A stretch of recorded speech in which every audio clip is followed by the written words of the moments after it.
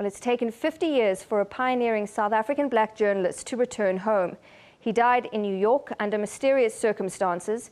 His remains arrived at King Shaka International Airport in Durban this afternoon. South African Airways Flight 551 touched down at 1:30 this afternoon.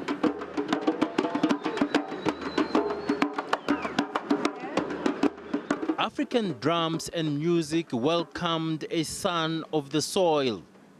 Nathaniel Ndazana Nakasa was finally home. He was born in Lusikisiki in the Eastern Cape in 1937, but grew up in Durban. He's the son of a teacher and a freelance writer.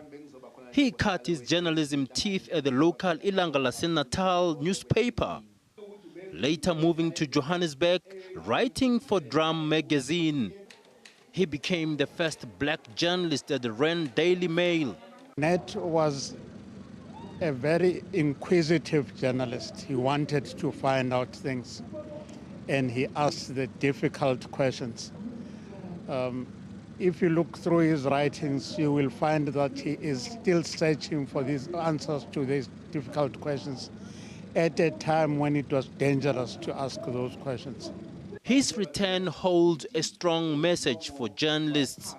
Ned represented the best amongst us in terms of commitment to good writing, to learning, and to quality journalism.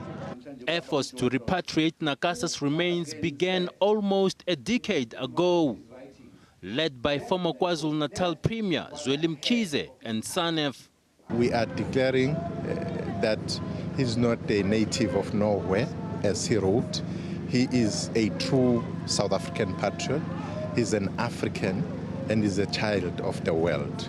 So for us here in South Africa, we are celebrating his life, what he stood for, the values he espoused as he was living his life.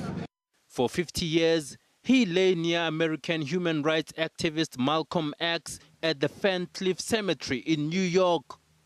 Nakasa wrote before his departure, "I'm a native of nowhere." But on the 13th of next month, he'll find his final resting place at Chesterville in Durban. Janji Chauke, SABC News.